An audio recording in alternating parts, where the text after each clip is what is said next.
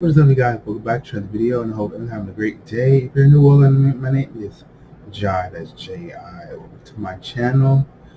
We're back with another video from Screen Rant.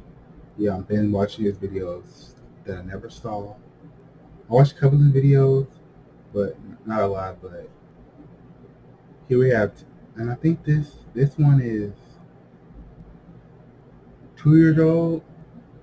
One of them, but it been on a while. 10 subliminal messages in kid shows that parents wouldn't include. One of our favorite pastimes as kids was watching our favorite cartoons and shows. Most of the time our parents monitored what we watched, but even then, there were some subtle messages and innuendos that slipped through the cracks. Want to know which ones? Stay tuned and find out. But before we do, make sure to hit that subscribe button to stay up to date with all the latest content on Screen Rant. But first, can you guess what feature film these emojis are showing? Find out at the end of this video. Tommy Wommy RTD, he's wonderful. Yo, isn't he just the most? Yep, that's one fine-looking young pickles you got there, Stu. Rugrats.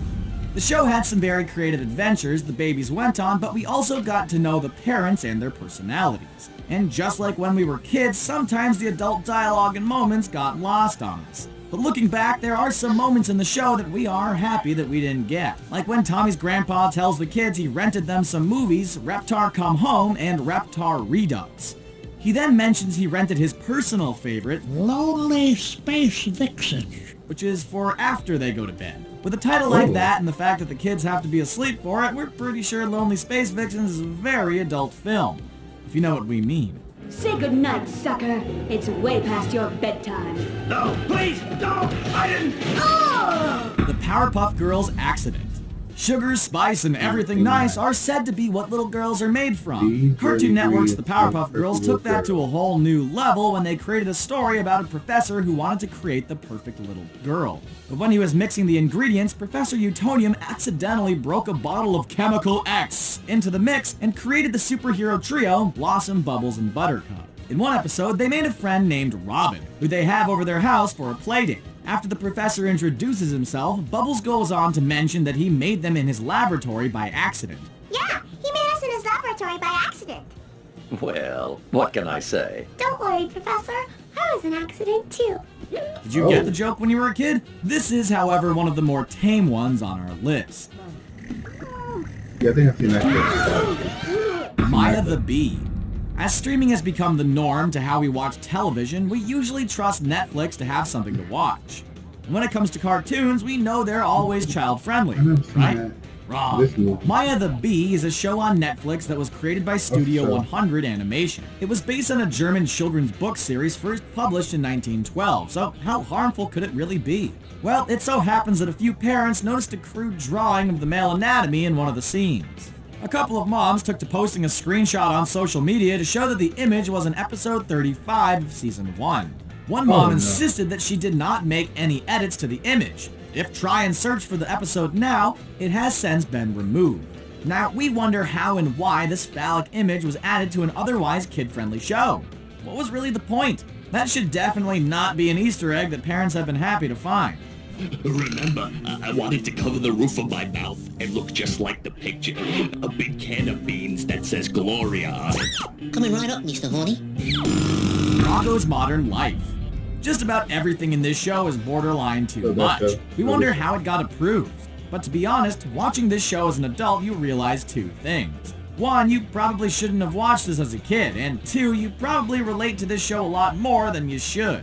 Rocko's Modern Life reflected the struggles of adulthood. The young Wallaby had to deal with a scary boss, the tribulations of dating, and even taking some awful jobs, like being a late-night phone sex operator. In one episode where he is trying to find different jobs, he comes across an ad for a specialty phone operator. It cuts to him holding up a phone saying, Oh baby, oh baby, oh baby. Rocco? Mrs. Bighead? In the background, we see that the place is called One-on-One Hotline, and next to him is a set of rules taped up on the wall which say to be hot, be naughty, and be courteous. That doesn't need much more explaining, now does it? Oh, you did it. I bet that jingled his bells. Victorious. It's time to make it shine, friends! The show Victorious follows kids who go to an art and performing school. The main circle of friends are all heavily into music and singing, and you may recognize this show as the place where Miss Ariana Grande got her start as the lovable Cat Valentine. And let's face it, she was hysterical in that show. This show is more so directed towards teens, but as we know, kids also watched it. This show also had its share of naughty jokes and innuendos. For example, in the episode A Christmas Story, the Hollywood art students are celebrating the holidays. Andre is freaking out because he got a bad grade on a Christmas song he wrote in class. He comes into class upset and asks his fellow classmates, "How does a person go from an A to a D?" Happened to me in 8th grade. In true Jade fashion, she didn't even look up. A very hilarious joke about boob size growth. If you're curious, he got his grade changed to an A after the team joined forces and performed his song for the teacher.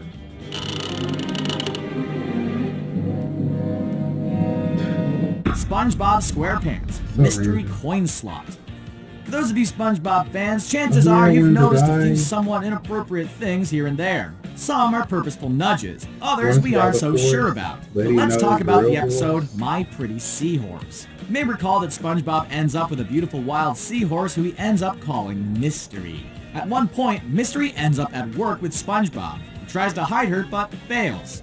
Mr. Krabs makes it clear that she is a wild animal and can't be in the restaurant. SpongeBob ends up tying her out front to the Krusty Krab. A couple of fish comes by and assume that Mystery is a coin-operated kid ride, so naturally, he begins looking for where to put the coin. I can't find the coin slot! Here it is! Now let's think about that for a second. Where would possibly put a coin into and elicit that sort of reaction? Poor Mystery. We snaw. I think I noticed that joke, but I didn't. I know, probably this is the did, part but when you get yourself into I was some aware weird of it, but situation, it and then when I try to didn't warn you about it, you'll just say, The Amazing World of Gumball. In one episode called The Hug, Darwin calls out Gumball for being predictable. So he runs over to Hot Dog Guy and hugs him out of nowhere, and then smiles at Darwin. The next day, Hot Dog Guy and Gumball run into each other in the hall and awkwardly hug. Because as Gumball explains it, you can't de-hug someone once you hug them. Another day goes by and they hug each other. Instead of talking, they awkwardly hum a tune and walk away from each other. After a few more awkward encounters, Gumball invited Hot Dog Guy over for a sleepover. That night, they're both sleeping in a tent in the backyard. As Hot Dog Guy snores, Gumball takes his quilt off to relax, but Hot Dog unknowingly puts his hand on Gumball. When he tries to move it away, he ends up accidentally crawling on top of him. Hot Dog Guy wakes up and screams internally. We see their figures silhouetted from outside the tent as they hum their awkward songs. This looks totally questionable from outside the tent. Fans have pointed out that this looks a bit inappropriate. What do you think? The squirrel likes to hide his nuts in many odd places where the sun doesn't shine on him. Animaniacs. Well, hello, nurse. Remember the Animaniacs? The Warner Bros. Cartoon about the Warner Brothers and the Warner sister Dot is one that 90s kids are very familiar with. But do you remember all of the sexual innuendos that bordered on inappropriate? It was hard to pick just one. But for the sake of this list, we chose one that made us cringe looking back on it. When Yakko asks Dot to dust for prints, she misunderstands and comes back carrying the singer. I found prints! No, fingerprints. I don't think so. How did this even make it on television? And how did our parents allow us to watch it? We can't believe this actually aired for kids to watch. What Animaniacs hijinks do you remember? Actually, it doesn't say who it's from. Well, one way to find out. Whoa! Teen Titans Puppets. Cartoon Network makes some awesome shows, and we have to see Teen Titans is one of our favorite shows. Because the show was geared more towards teens or older kids, the themes of the show were always a little more mature, which also meant the occasional giggle-inducing comments. Like when the Teen Titans get sent a cardboard box of puppets that look like the Titans. The Puppet King emerges and activates his controller, which transfers their souls into their puppets. But before that, Beast Boy and Robin admire their puppets, and Robin remarks at how accurate they are. Yeah, they got all the details just right. Speak for yourself. It seems like they didn't quite get all of Beast Boy right. TMI, Beast Boy. I didn't get that. Dexter's Lab, Dad's Trophy. Hey friends, we won't ask you to get out of our laboratory. In fact, come right on in. If you remember this awesome Cartoon Network show, then you'll probably remember that it too was full of some inappropriate moments that we didn't quite understand as kids. One of them happens in a Part 2 episode called Nuclear Confusion. As per usual, Dee Dee is involved in ruining Dexter's day. He creates the ultimate reading lame and Dee Dee steals the power source. But of course, the power core is also an hour away from melting down and destroying the Earth. Naturally, Dee Dee has not made it easy for him to get the power source back. She leaves him clues that involve eating all the pies that Mom is making. The clues lead him to go next door. He asks the neighbor lady if she has his source. She laughs it off and asks if he wants cookies. She bends over after she drops one of the cookies and he sees that on her bum it says Dad's Trophy. We don't think we need to explain the objectification of these words written on her rear, do we? We just want to know how Dee Dee was able to write that on the neighbor lady. Wow, there you have it. Those were some subtle messages in kids' cartoons that parents wouldn't approve of. What'd you think? Are there any we missed? Which ones did you find the most shocking? Let us know in the comments below. And before you go, here is the answer to the emoji quiz. Did you get it? Let us know. If you haven't already, be sure to subscribe to Screen Rant and stay up to date with the latest videos. Bye-bye for now. These directors, producers are so shady and sneaky.